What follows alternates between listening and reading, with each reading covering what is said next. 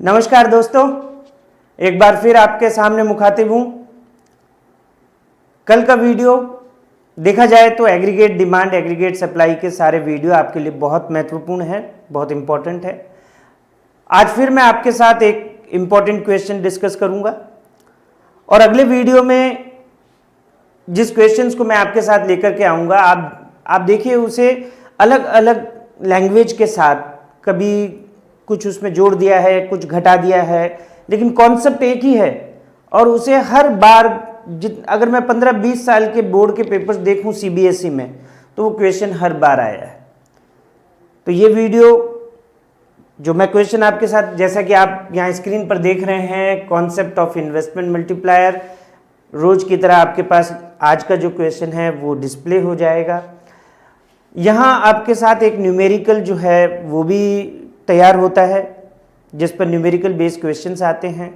मैं जैसा कि बोलता रहा हूँ, जब भी मुझे समय मिलेगा मैं आपके लिए ज़रूर न्यूमेरिकल लाऊंगा, लेकिन पहले मेरी कोशिश ये है कि इम्पॉर्टेंट थ्योरेटिकल क्वेश्चंस जो हैं वो हम देख लें, जिन्हें श्योर 100% पूछा जाएगा, आपके एग्जाम्स में आएगा। मेरे वीडियो थोड़े से बड़े हो रहे हैं, लंबे हो रहे हैं, लेकिन ये बहुत ही महत्वपूर्ण है आपके लिए, क्योंकि चीज़ों को मैं शॉर्टकट में नहीं बताऊंगा, डिटेल्स में आपको अच्छी तरह से बता रहा हूँ, तभी हमें बात समझ में आती है। और अगर बात समझ में आती है तो हम अपनी भाषा में, अपनी लैंग्वेज में लिख सकते हैं। तो आज का हमारा कॉन्सेप्ट है दोस्तों, कॉन्सेप्ट ऑफ इन्वेस्टमेंट मल्टीप्लायर। तो थोड़ा सा इसको समझते हुए चलते हैं कि कैसे। देखिए, पिछला जो मैंने आपको बताया था, शॉर्ट रन इक्विलिब्रियम की हमने बात करी थी कि अगर एग्रीगेट सप्लाई, जो कि हम यहाँ पे 45 डिग्री लाइन बनाते हैं, ये 45 डिग्री लाइन आपकी यहाँ बनती है, AS यानी कि C+S, जिसे हम फिर Y से डिनोट कर देते हैं, क्योंकि इनकम के अभी दो ही रूप हैं, कंजम्पशन एंड सेविंग। और इनकम कैसे जनरेट होती है? प्रोडक्शन से। प्रोडक्शन को ही हम एग्रीगेट सप्लाई बोलते हैं। अब ये जब लाइन में ऐसे बना रहा हूँ तो ये इंडिकेट करती है कि भाई ये एग्रीगेट सप्लाई पूरी तरह से इलास्टिक है, ऊपर जाने के लिए, नीचे जाने के लिए, है ना। तो किसके आधार पे होता था? हमने बताया एग्रीगेट डिमांड के। जैसे मान लीजिए ये एग्रीगेट डिमांड है, C+I इसके इक्वेशन में हम लिखते हैं। लेवल ऑफ आउटपुट कितना प्रोड्यूस हो रहा है? OY। क्यों OY क्यों प्रोड्यूस हो रहा है या इनकम प्रोड्यूस हो रही है? क्योंकि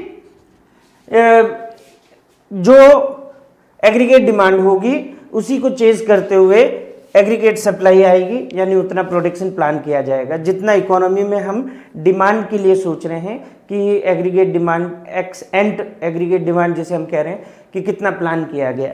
तो एग्रीगेट डिमांड प्लान है भाई OY, इसलिए एग्रीगेट सप्लाई जो है OY पर आकर के जो है वहाँ पे मीट करती है। इसलिए हम कहते हैं कि भाई इक्विलिब्रियम वहाँ होगा जहाँ आपका एग्रीगेट डिमांड जो है, यही इक्विलिब्रियम है ना, जहाँ AD आपका इक्वल्स है AS के, है ना। अब मान लीजिए कि इकोनॉमी, इसमें हमने इसको इलास्टिक माना है ना। यहाँ से देख लीजिए, मैं ग्रीन पेन से ले रहा हूँ कि इकोनॉमी जो है ना, उसको जो है प्रोडक्शन Y1 करना चाहिए, लेकिन वो करेगी क्यों? OY1 प्रोडक्शन तो करेगी नहीं, क्योंकि डिमांड कितनी है? OY है। तो इसका मतलब हमें डिमांड को बढ़ाना पड़ेगा। अब अगर हमें डिमांड को बढ़ाना है ना, तो यहाँ ये बहुत इंपॉर्टेंट बात है जो आपको समझनी है। जैसे कि हमने एग्रीगेट डिमांड के दो कंपोनेंट दे दिए हैं, C+I, लेकिन जनरली क्या कंपोनेंट्स होते हैं? एग्रीगेट डिमांड किसके इन्फ्लुएंस में रहती है? तो वो चार चीजें हैं, C+I+G+X-M, यानी कि net export, government sector, investment यानी फर्म्स, एंड द कंजम्पशन।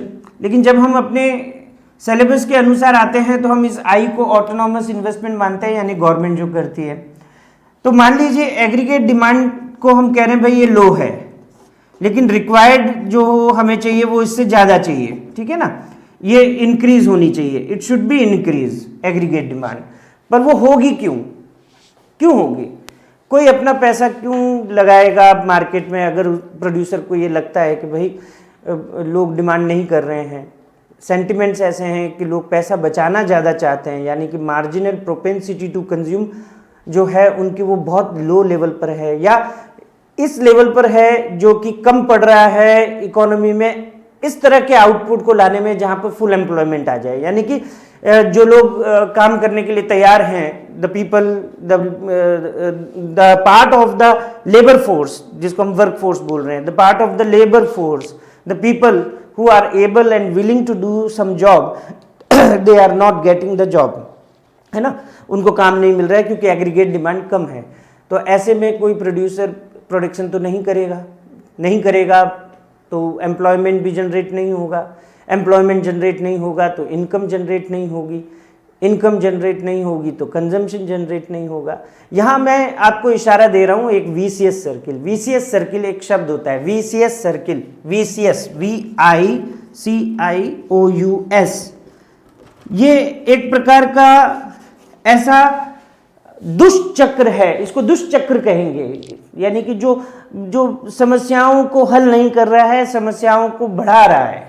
तो ऐसा वीसीएस सर्किल इकोनॉमी में जनरेट हो जाता है। जब आपके पास लो डिमांड है, एग्रीगेट डिमांड लो है, तो लो डिमांड होगा तो ऑब्वियसली आपके पास क्या हो जाएगा कि लो प्रोडक्शन हो जाएगा।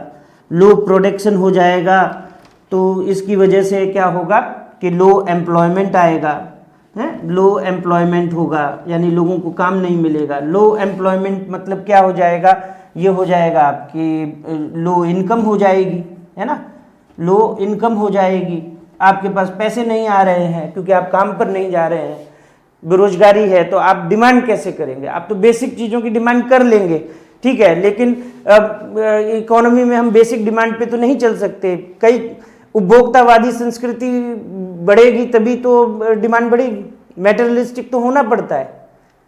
अगर हम बात करते हैं किसी इस तरह की भावनाओं की, भाई जहाँ पे कहा जाता है मैटेरियलिस्टिक होना खराब है क्योंकि ये लालच को बढ़ाता है, लेकिन हम छोड़ नहीं सकते ना, क्योंकि हम संसार में हैं, तो संसार को आगे बढ़ाना है तो हमें मैटेरियलिस्टिक होना है। बहुत सारी चीज़ों का इस्तेमाल हम करते हैं, हमें एसी भी चाहिए, एयर कंडीशन, हमें कार भी चाहिए, हमें लग्जरियस लाइफ भी चाहिए, घूमने भी जाना है, एंटरटेनमेंट भी है, लेकिन ज़रूरी चीज़ें भी हैं, ठीक है भाई, बेसिक्स पर तो हमने खर्च कर लिया, लेकिन बाकी की दूसरी चीज़ें कहाँ से लाएं? तो आपकी लो इनकम है तो क्या हो जाएगा, आप वापस से ये आपका लो डिमांड जा रहा है, तो आप देखिए ये एक सर्किल बन गया, है ना, तो 1 2 3 4 अगेन आप यहाँ आ गए, तो ये 1 से शुरू हुए, 2 पर आप गए, 3 पर आप गए, 4 पर आप गए, ये वापस यहाँ आ गए। इसको ब्रेक कैसे करोगे? ये तो ब्रेक होगा ही नहीं, इट्स अ प्रॉब्लमेटिक। तो कीन्स साहब ने यहाँ पर बहुत ध्यान दिया है इन चीज़ों पर, और इसको लेकर के उन्होंने थ्योरी जो है डेवलप करी। तो उसी में से एक निकल करके आ रहा है अपना इन्वेस्टमेंट मल्टीप्लायर। तो कॉन्सेप्ट ऑफ इन्वेस्टमेंट मल्टीप्लायर जो है उसे थोड़ा सा हम देख लेते हैं कि कैसे काम कर रहा है। तो जैसा कि मैंने आपको यहाँ पर बोला कि मान लीजिए कि इकोनॉमी चाहती है कि भाई प्रोडक्शन थोड़ा और ज़्यादा हो तो एम्प्लॉयमेंट बढ़े, पर लोग तो डिमांड जो है वो OY की कर रहे हैं, हम चाह रहे हैं कि OY1 तक हो जाए। इसका मतलब क्या हो गया?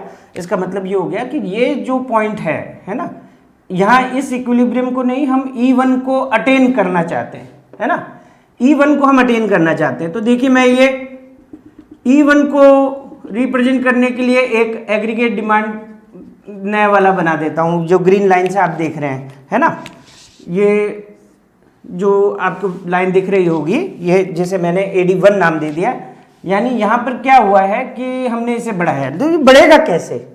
अब ऐसा तो है नहीं कि सरकार हर एक घर में जाके बोलेगी कि भैया आप लोग डिमांड करो, कहाँ से करेगा? पैसे ही नहीं है। तो ये तो संभव है नहीं कि आप लोगों को बोलो कि अपना कंजम्पशन जो है उसको बढ़ा लो। तो हमने बात करी थी कि जब ऐसे सेंटिमेंट्स होते हैं, जब इकोनॉमी में प्रोड्यूसर्स को ये नहीं लगता है कि उनके माल को बनाने से वो बेच पाएंगे और उनको प्रॉफिट होगा, वो अपना पैसा नहीं लगाते, तो वो क्या बैठे रहें? इसी पर मैं आपको कह रहा था कि क्लासिकल और कीन्स इकोनॉमिक्स में यह सबसे बड़ा फ़र्क है। कीन्स साहब ने इस पर बहुत जोर दिया कि एक जो इनविजिबल हैंड्स की बात होती थी एडम स्मिथ के समय से कि भाई मार्केट को मार्केट पर छोड़ दीजिए, वो अपने आप करेक्शन लेकर के आएगा, करेक्ट हो जाएगा, तो ये पॉसिबल नहीं है, ये प्रूव किया। तो ग्रेट डिप्रेशन में यही था, जो क्लासिकल इकोनॉमिस्ट अपनी थ्योरीज, अपनी समझ जो वो जानते थे वो लगा रहे थे, लेकिन उनको फ्रूटफुल रिजल्ट्स नहीं मिल रहे थे। तो कीन्स साहब पर जो है जुआ खेला गया कि इन्होंने एक किताब लिखी है तो उसमें जो बातें वो कह रहे हैं तो उनको अपना लेते हैं। तो ब्रिटिश गवर्नमेंट और जो है दूसरी जो अर्थव्यवस्थाएं हैं उन्होंने विश्वास किया, उसको कायम किया, लागू किया उनकी पॉलिसीज को, और रिजल्ट्स आने शुरू हो गए। तो उनका ये मानना था कि भाई देखिए, अगर आपको ये इनकम बढ़ानी है, यानी y से y1 पर जाना है, आप इसको डेल्टा y बोलेंगे, चेंज इन इनकम। आप देख पा रहे होंगे स्क्रीन पर चेंज इन इनकम। तो कंजम्पशन तो होगा नहीं, तो इन्वेस्टमेंट लाओ, जिसे हमने ऑटोनॉमस इन्वेस्टमेंट बोला है। ऑटोनॉमस इन्वेस्टमेंट ये कौन कर रहा है भाई? ये तो गवर्नमेंट कर रही है ना, गवर्नमेंट करेगी। तो यहाँ पे जब चेंज होगा आई का तो हम डेल्टा आई बोलेंगे कि ये डेल्टा आई है। तो यहाँ जो ये आपका हुआ ना सी के साथ में आई, मैं यहाँ डेल्टा आई कर देता हूँ, यानी हमने बदलाव कहाँ किया? इन्वेस्टमेंट में। अब इन्वेस्टमेंट को थोड़ा सा ऊंचा किया। मान लीजिए ये हमारे पास आई लेवल था और हमने इसको ऊपर कर दिया यहाँ पर I1, तो यहाँ ये जो आ रहा है डेल्टा आई है। तो I1 पर आप नजर डालें, I1 पर आप नजर डालें, ये देखिए, और एक गैप आपके पास Y1 है। ऐसा होते ही इन्वेस्टमेंट बढ़ते ही क्या होगा? सरकार ने पैसा लगाया, मान लीजिए ब्रिज बनवा दिया, या मान लीजिए सड़क बनवा दी, या मान लीजिए स्कूल बिल्डिंग बनवा दी, या एजुकेशन के लिए कहीं और खर्च कर दिया, या हॉस्पिटल्स पर कहीं कुछ भी जो भी सरकार कर सकती है। तो लोगों को काम मिला, एम्प्लॉयमेंट मिला, इनकम आई। फिर वही बात, जब भी इनकम बढ़ेगी, साइकोलॉजिकल लॉ ऑफ कंजम्पशन, मैंने कहा ना, psychological law of consumption is the base of our theory ADAS की। तो इनकम आएगी तो कंजम्पशन बढ़ाएंगे, भाई पूरा नहीं खर्च करेंगे, थोड़ा बचाएंगे, तो फिर भी थोड़ा तो खर्च होगा ना, कुछ तो होगा। तो बस ये आपको एक धक्का मिल गया भाई, इम्पेटस मिल गया कि चलिए ऊपर चलिए, है ना, करिए। तो आप देख रहे हैं कि जो I1 का गैप है ना, और हम जब कंपेयर कर रहे हैं Y1 का गैप, है ना, आप इसको ध्यान से देखिए तो आप क्या पाएंगे कि ये जो I1 का गैप है, I1 का गैप है, ये कम है, और Y1 का गैप आपका ज्यादा है। यानी इसको हम यूं समझे भाई, ये वो हमें देखिए यही कहा जाता है ना, जैसे कई बार हमसे कोई इच्छा रखता है कि भाई हम कुछ उसको दे सकें, है ना, तो हमसे वो मांग लेते हैं कि भगवान के नाम पर कुछ दे दीजिए, है ना। आप 1 रुपया देंगे, भगवान आपको 10 रुपया देगा। वही वाली बात है ना। कीन साहब ने यही कहा भाई देने से काम बनेगा। तो मतलब सरकार को ये कहा जा रहा है कि भैया आप 10 रुपये दो, तो 10 रुपये आप लगाओगे तो हो सकता है 100 रुपये जो है वो इनकम में परिवर्तित हो जाएं। डेल्टा आई आपने 10 रुपये ही लगाया, लेकिन वो बन सकती है कितनी? 100। जी हाँ, ये बराबर नहीं रहेगी, उससे कहीं ज्यादा बनेगी। और यही इन्वेस्टमेंट का कॉन्सेप्ट है, इन्वेस्टमेंट मल्टीप्लायर, जिसको हम के से डिनोट करते हैं। के वो वैल्यू है, जैसे मान लीजिए यहाँ पे 2 दे दिया, तो के यानी कि multiplier is that value by which income changes, that is delta y, by which the income changes delta y on account of some given investment. कुछ इन्वेस्टमेंट हमने दिया है ना, तो वो के है। तो देखिए क्या हुआ, ये डायग्राम में मैंने आपको यही दिखाना चाहा था। तो अगर आपको एग्रीगेट डिमांड बढ़ानी है तो उसके कंपोनेंट्स में छेड़खानी करनी पड़ेगी। तो उसके कंपोनेंट में छेड़खानी मार्केट करता है, मार्केट में सेंटिमेंट्स आते हैं तो लोग खर्च करते हैं, प्रोड्यूसर्स इन्वेस्टमेंट करते हैं तो आई बढ़ता है, गवर्नमेंट भी पैसे खर्च करती है तो बढ़ता है, एक्सपोर्ट हमारा बढ़ता है ज़्यादा, मतलब फॉरेनर्स जो हैं हमारे गुड्स को खरीदते हैं। लेकिन ये ऑटोमेटिक जब चल रहा है तब ठीक है, नहीं चल रहा है तो फिर सरकार की जिम्मेदारी आ जाती है।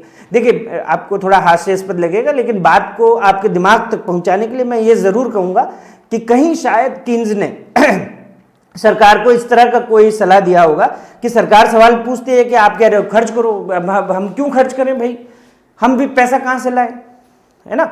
अब जब जरूरत नहीं है इकोनॉमी में तो हम पैसा खर्च करके क्या करें, ऐसा सरकारें पूछती थी। तो वो कहती थी हमारा कोई रोल नहीं है। तो कीन साहब ने शायद ये कहा कि नहीं भैया आपका रोल है, आप खर्चा कीजिए, आप करेंगे तो लोगों को रोजगार मिलेगा, पैसा आएगा, आएगा तो कुछ ना कुछ खर्च करेंगे और पटरी अपने आप, पटरी पर जो है रेल आ जाएगी और फिर इकोनॉमी चलेगी, यानी कि इकोनॉमी को धक्का देना पड़ेगा। तो साहब हो सकता है, मैं तो आपको ये मतलब कयास लगा रहा हूँ कि कीन साहब ने ऐसे ही कहा होगा कि अगर कोई कारण नहीं है खर्च करने का तो आप यूं समझिए खड्डे खुदवाइए और खड्डे वापस भरवाइए। अब जब आप लोगों से खड्डा खुदवाएंगे तो खुदवाने के पैसे देंगे, एम्प्लॉयमेंट आएगा, पैसा आएगा, वो खर्च करेंगे, एग्रीगेट डिमांड को मदद मिलेगी, वापस भरवाएंगे तो भी आपको लेबर लगेगा, फिर आप लेबर लगाओगे, एम्प्लॉयमेंट जनरेट करोगे। तो इसलिए हम क्या देखते हैं, हमारे आसपास कुछ ना कुछ ऐसे सरकारी कार्य चलते रहते हैं। कभी सड़क की मरम्मत चल रही है, कभी रंग रोगन चल रहा है, कभी पार्क सुधारे जा रहे हैं, है ना, कुछ भी आप समझ सकते हैं। तो ये जो इन्वेस्टमेंट है, ऑटोनॉमस इन्वेस्टमेंट, वो जब बढ़ाया गया, डेल्टा आई से हमने डिनोट किया, तो मान लीजिए अगर वो 10 रुपए देते हैं तो वो क्या हो जाता है, आपका 100 रुपए से भी अधिक हो जाता है। अब ये होता क्या है, इसी को वर्किंग ऑफ इन्वेस्टमेंट मल्टीप्लायर से हमें समझाना होता है। तो ये पूरा वीडियो आपको अच्छे से देखना पड़ेगा, पूरा कॉन्सेप्ट आपको समझना पड़ेगा। तो एक तो मैंने आपको क्या किया कि डायग्राम से बात को बताने की कोशिश करी है। अब ये काम कैसे करता है, चलो इसका एक वर्किंग हम देख लेते हैं, है ना, वर्किंग ऑफ इन्वेस्टमेंट मल्टीप्लायर। फिर मैं अपने क्वेश्चन पे आके आपको बता देता हूं कि आपको क्या पढ़ना है, क्या याद रखना है। तो बड़ा छोटा सा कॉन्सेप्ट है लेकिन बहुत इंपॉर्टेंट है, बहुत जरूरी है इसको जानना समझना। और हमारे इस चैप्टर्स में जो है घुल मिल जाना, जैसे पानी में शक्कर घुल जाएगी ऐसे ही आप भी इस चैप्टर में एकदम घुल जाएंगे, ठीक है, डिसॉल्व। तो डिसॉल्व होने की तैयारी कीजिए। वर्किंग ऑफ इन्वेस्टमेंट मल्टीप्लायर, ये एक प्रकार का जादू है जो आप अभी समझेंगे, ठीक है ना। के की वर्किंग हम ले रहे हैं। तो देखिए, जैसे मान लीजिए कि सरकार ने कुछ पैसा दिया, इसको हम बोलेंगे डेल्टा आई, क्योंकि चेंज है। मान लीजिए 1000 करोड़ लग रहे थे, जो भी है, अब 1000 करोड़ पे ही हम बैठे थे, तो सरकार ने कहा कि नहीं भाई कुछ तो हमें जो है आगे बढ़ना पड़ेगा, तो उन्होंने 100 करोड़ और डाल दिए। तो ये जो 100 है ना, इसको हम डेल्टा आई मान रहे हैं कि चेंज हो गया, तो हमने 100 करोड़ ले लिया एग्जाम्पल के तौर पे। आप 1000 करोड़ ले सकते हैं, लेकिन हमेशा वैल्यूज एग्जाम्पल में छोटी रखनी चाहिए ताकि हम अपनी बात आसानी से कर सके। ऐसा नहीं हो कि गैर ज़रूरी चीज़ों में हम ज़्यादा लग जाएं, जैसे कैलकुलेशन ही करते रह जाएं, तो फिर मुश्किल हो जाती है। तो डेल्टा आई मतलब क्या किया, आप इसको समझिए, सरकार ने कहा कि चलिए सड़क बनाएंगे। चलो जी भाई, सड़क बनाई जाएगी, गांव में बनाई जाएगी, गांव का सिलेक्शन हो गया कि इस गांव में बनाएंगे, है ना। बट छोटे से हिस्से की बात कर रहा हूँ, ये बहुत बड़ा इन्वेस्टमेंट लाती है सरकार। तो बजट के थ्रू लाती है, गवर्नमेंट बजट भी है जिसको भी मैं लेकर आऊँगा। तो जब 100 करोड़ लाए, अब इन्वेस्टमेंट नया किया, तो सड़क बनाई मतलब क्या होगा कि भाई मजदूरों को पैसा दिया जाएगा, इंजीनियर को पैसा दिया जाएगा, तारकोल आ रहा है, रॉ मटेरियल आ रहा है ना, पत्थर आ रहे हैं, कंकरी आ रही है, बजरी आ रही है, कुछ भी जो भी चीज़ों की ज़रूरत है, चाहे उसमें जो एजुकेटेड, अनएजुकेटेड, स्किल्ड, अनस्किल्ड, हर प्रकार का लेबर काम में लग रहा है, तो उन सबको आप पेमेंट करोगे, है ना, इसलिए तो ये पैसा चाहिए। तो इकोनॉमी में क्या हुआ कि लोगों की इनकम जो है वो अभी इनिशियल लेवल पर, फर्स्ट लेवल पर, है ना, सबसे पहले लेवल पर कितनी चली आई, 100 करोड़ आ गई साहब। अभी आ जाओ वापस से अपनी उसी बात पे, साइकोलॉजिकल लॉ ऑफ कंजम्पशन क्या बोलता है, whenever there is a change in the income और increase in the income, consumption will also increase but not in the same proportion as people wants to save. पर खर्च तो होगा, जिसको मैंने एमपीसी कहा था, है ना, मार्जिनल प्रोपेंसिटी टू कंज्यूम, जिसे हम कैसे बताते हैं, delta c by delta y, या आप इसको d c upon d y ऐसे भी लिख सकते हैं, whatever you can write, है ना, change in consumption to change in income. तो एमपीसी को लेकर के एक बात होती है कि एमपीसी जो है वो हमेशा जो है 0 से ज़्यादा होगी, है ना, MPC will be greater then 0, है ना, will be greater then 0, sorry यहाँ पर हो गया, लेकिन वहीं पर ये जो है लेस देन 1 हो जाएगी, 1 और 0 के बीच में रहती है, यानी इसका 0.8, 0.9, 0.7 कुछ भी ऐसा, जैसे मान लीजिए 0.8 है तो 100 करोड़ अगर आता है ना, डेल्टा वाई अगर 100 करोड़ है और MPC अपना 0.8 है तो 0.8 is equals to delta c by delta y हमने लगाया, तो 0.8 is equals to delta c by 100 crore हमने किया, ये मल्टीप्लाई हुआ तो delta c will be 80 crore, तो ये 80 करोड़ हो जाएगा। तो इसका मतलब इस पे भी हम बात करेंगे कि भाई ये जो वैल्यूज है ये क्यों 0 और 1 के बीच में रहता है, ये बिल्कुल कहीं आएगा। लेकिन क्या है कि 12th में इस तरह के जो डेरिवेशन है अभी आपको एकदम से नहीं पूछे जाएंगे। तो चलिए भाई हम यहाँ एक MPC लेंगे, है ना, तो MPC हम मान के चलते हैं 0.5, यानी कि जो भी नया पैसा आएगा उसका आधा यानी कि 50% खर्च होगा। तो डेल्टा सी आपकी हो जाएगी 50 करोड़। अभी आप कह रहे हो कि सर ये 50 करोड़ क्यों लिख दिया आपने, तो यही वापस फॉर्मूला लगाइए भाई, delta c by delta y होता है। MPC हमने कितना माना, 0.5 माना, और डेल्टा सी अपने मालूम नहीं 100 करोड़ ये दे रखा है, 100 को 5 से इंटू किया 0.5 से तो 50 करोड़ आ गया, है ना। तो ये कितना आसान हुआ, अगर 50 करोड़ यहाँ आ गया तो बच भी गया, चलो जी बचत भी दिखा देते हैं, है ना, सेविंग्स भी हो गई। डेल्टा एस जो है वो भी आपके पास यहाँ पर आ रहा है, चेंज इन सेविंग जो है वो हो गई। अब देखिए अब यहाँ से खेल शुरू होता है, जी हाँ, जादू, मैजिक। इसकी जादूगरी तो जो है दिखाई तो कीन्स ने थी, समझाई तो कीन्स ने थी, लेकिन होता तो यही है। और क्या होता है, ये जो इनकम मिली ये मान लीजिए कुछ उन लोगों को मिली जो उस सड़क बनाने में काम कर रहे थे। अब जब वो पैसा लेकर के आए उन्होंने कहा भाई हम अपना 50% खर्च करेंगे, चलो जी खर्च किया, तो खर्च कहाँ किया, इकोनॉमी में ही तो किया, अर्थव्यवस्था के अंदर किया। अब मान लीजिए उसमें से एक गया, उसने जाके कार खरीद ली कि साहब मेरे पास तो पैसे आ गए मैं तो कार खरीदूंगा। अब कार खरीदेगा तो कार कहाँ पे खरीदी है, डोमेस्टिक टेरिटरी में ही खरीदी है। तो हमारे देश में फिर से वो जो कार खरीदेगा तो कार बेचने वाले की इनकम हुई कि नहीं हुई, और वो इकोनॉमी का कौन है, हिस्सा है। तो जब ये पैसा खर्च हुआ तो वापस से मतलब सेकेंड राउंड की तरफ हम जा रहे हैं, कहीं ना कहीं इकोनॉमी में 50 करोड़ की इनकम भी हो गई। तो देखिए 100 करोड़ सरकार ने एक बार लगाए, है ना। ये आप यूं समझिए कि आप पार्क में झूला झूलने गए अपने दोस्त के साथ, आप खुद उस झूले को मोमेंटम नहीं दे सकते, वो झूला झूलेगा नहीं। मोमेंटम देने के लिए एक धक्का चाहिए हल्का सा, ये धक्का सरकार है। सरकार ने धक्का मारा 100 करोड़ का, इनकम हुई, काम तो खर्चेंगे लेकिन कितना, आधा 50 करोड़ खर्चा। अब खर्चा तो किया तो किसी दूसरे की इनकम हो गई, ये मोमेंटम शुरू हो गया, ये झूला आपका चलना शुरू हो गया।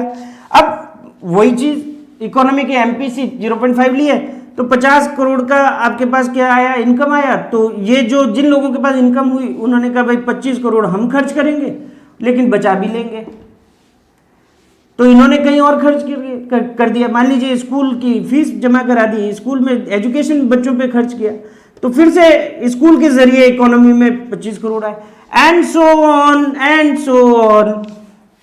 अब या तो हम ये करें कि ये पूरी टेबल खत्म करें कि भाई ये कब तक जाके 0 होगा, पर एक चीज तो समझ में आ गई ना, आया कितना था 100, पर अभी तक मैं 3 लेवल पर ही गया हूं, 100 से तो ज्यादा है, 175 करोड़, और ये 100 था।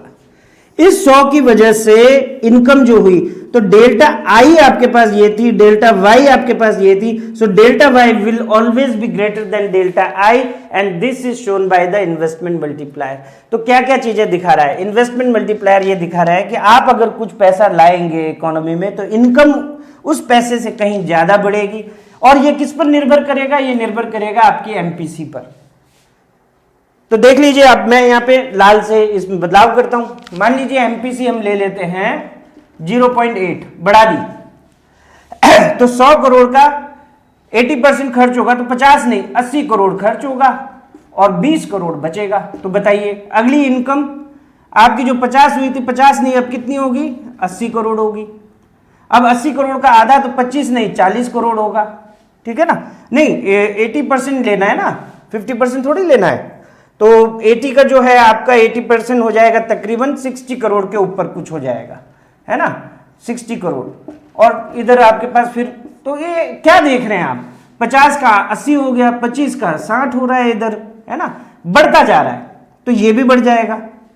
तो higher the MPC higher will be the value of K, so they have positive relation. How to show this relation, we have a formula.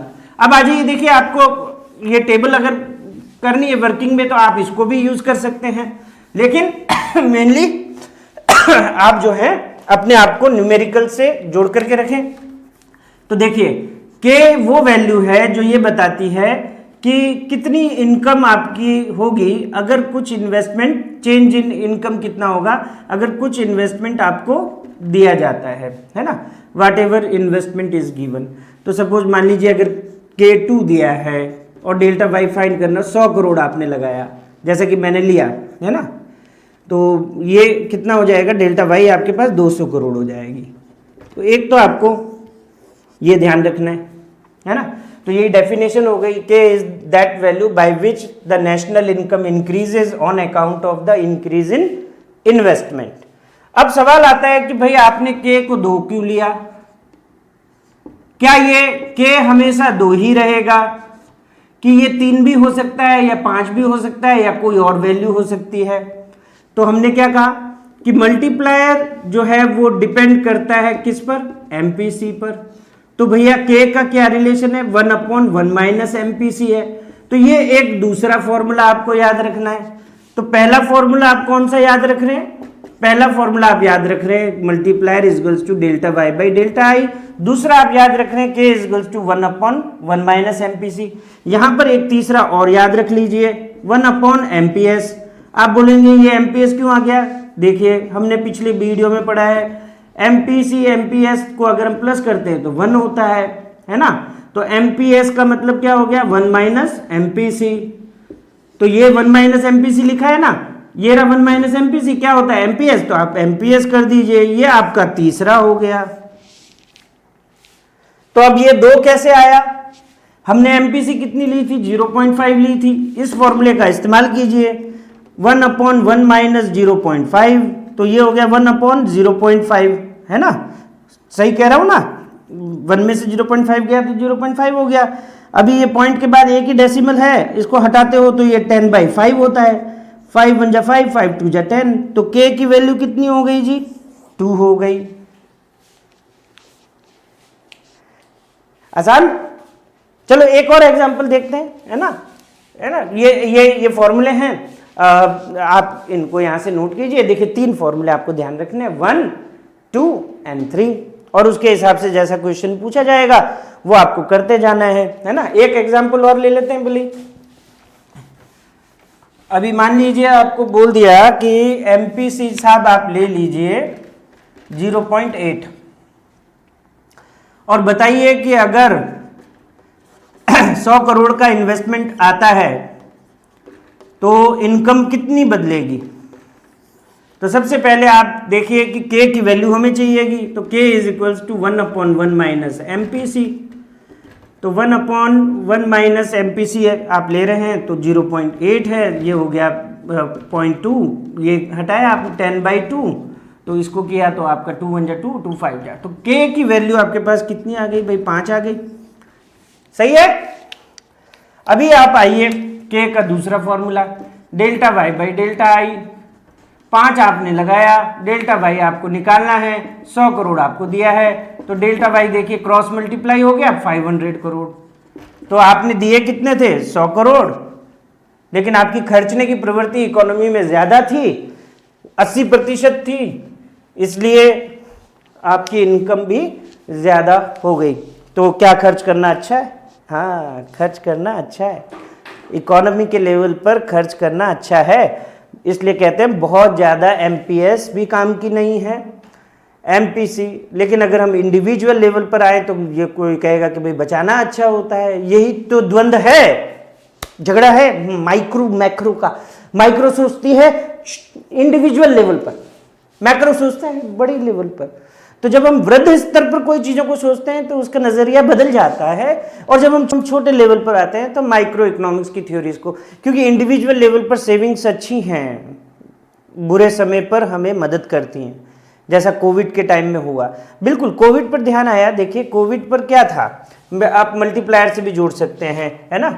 कोविड-19 जो था ये एक ऐसा फेज था जो हमारी जनरेशन ने देखा है, इसको हम अच्छे से, आप इसको अपने कॉन्सेप्ट को रिलेट कर सकते हैं। सारी प्रोडक्शन यूनिट्स बंद हो चुकी थी, प्रोडक्शन यूनिट्स बंद हो चुकी थी, यानी कि एग्रीगेट डिमांड तो बहुत कम आना ही था, और इसलिए हमारी जो ग्रोथ है जीडीपी वो माइनस में भी चली गई थी, क्योंकि प्रोडक्शन नहीं हो रहा था।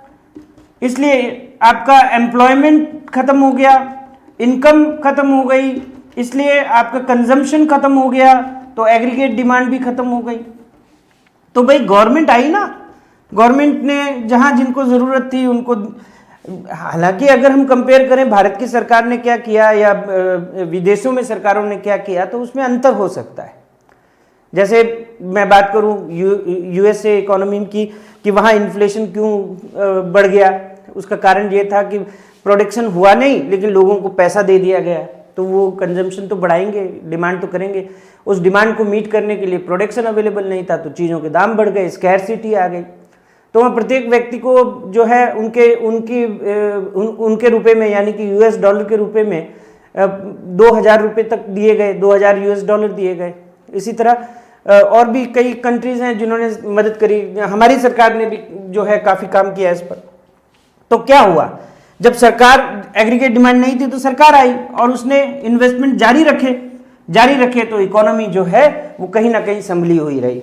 तो ये तो बात हो गई हमारे कॉन्सेप्ट की। तो इसको कैसे पूछा जाता है, अलग अलग क्वेश्चंस हैं, जैसे कि न्यूमेरिकल के जरिए आप बताएं इन्वेस्टमेंट मल्टीप्लायर किस तरह से काम करता है। तो आपको एमपीसी लेना है, एक इनिशियल वैल्यू लेनी है, जैसे मैंने लिया, वर्किंग बताया आपको, या आपको पूछा जा रहा है कि भाई 1000 करोड़ का इन्वेस्टमेंट है, एमपीसी आपके पास 0.9 है, तो बताइए कितना इन्वेस्टमेंट चाहिएगा, क्या मल्टीप्लायर वैल्यू होगी, तो आप जो है फॉर्मूला लगाइए। इसी तरह दूसरा है कि रिलेशन क्या होता है एमपीसी और मल्टीप्लायर में, मैंने बताया सीधा पॉजिटिव रिलेशन है, अगर जितनी ज़्यादा मार्जिनल प्रोपेंसिटी टू कंज्यूम होगी उतनी ज़्यादा के की वैल्यू होगी, और उतना ही इम्पैक्ट दिए गए इन्वेस्टमेंट का इनकम पर आएगा, यानी कि इनकम बढ़ेगी, उतनी ही ज़्यादा इनकम बढ़ेगी।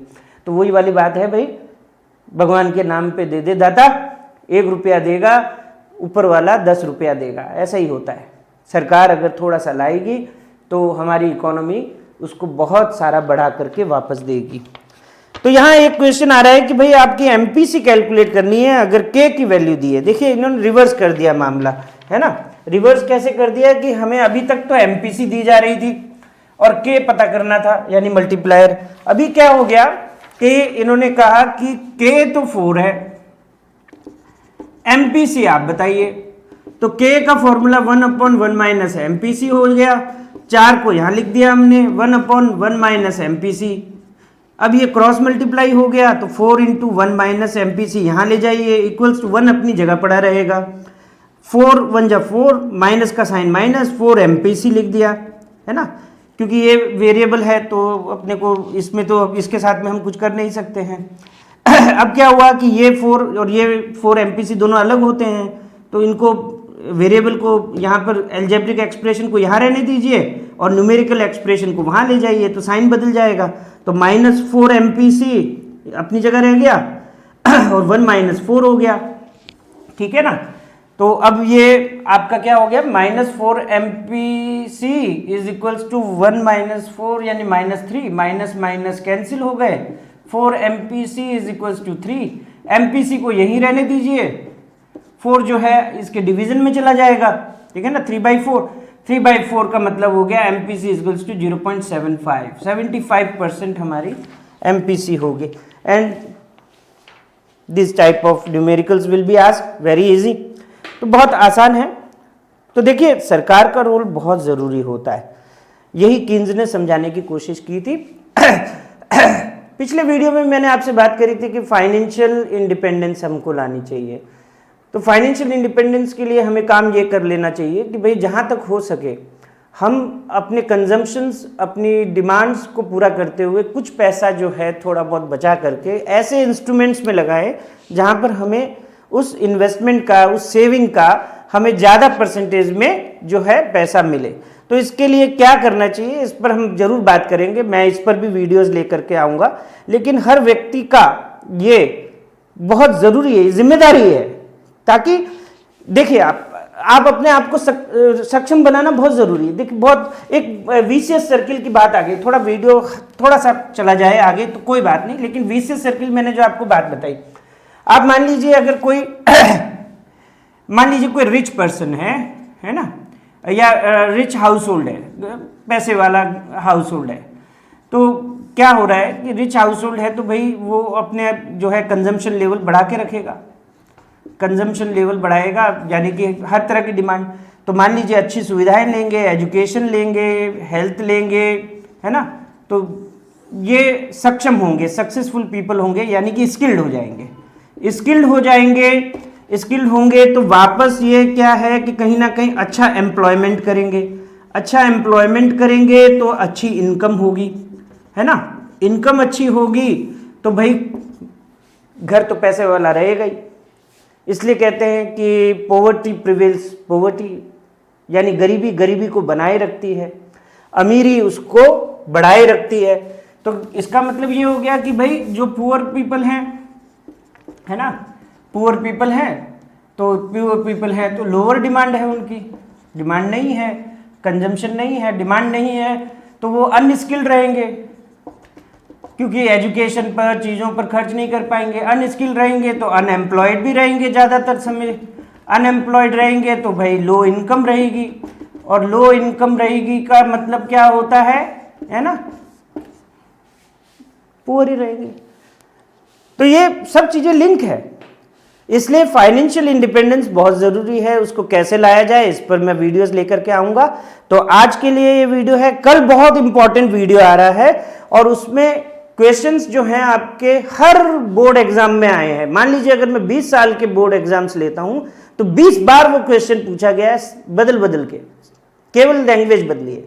तो हम बहुत इंपॉर्टेंट पार्ट में आएंगे और उसी के साथ ये यूनिट मैं खत्म करूंगा। तो कल का आखिरी वीडियो होगा इस यूनिट का, या अगर उसके 2 वीडियो बनते हैं तो 2 बनाए जाएंगे। लेकिन ये क्वेश्चंस ऐसे हैं जिन्हें आप छोड़ नहीं सकते। आप हर एक वीडियो देखते हुए देखिए, आप इसे अपना वेस्ट ऑफ टाइम ना समझें। आपने अगर साल भर भी कुछ नहीं किया है तो ये वीडियोस आपके लिए बहुत कमाल कर जाएंगे, मैजिक हो जाएगा, जादू कर जाएंगे। तो आप इस पे बने रहिए, अपने दोस्तों को शेयर कीजिए, बेल आइकन पर क्लिक कीजिए, सब्सक्राइब कीजिए, और इसी के साथ हम अगले वीडियो में मिलते हैं। जय हिंद।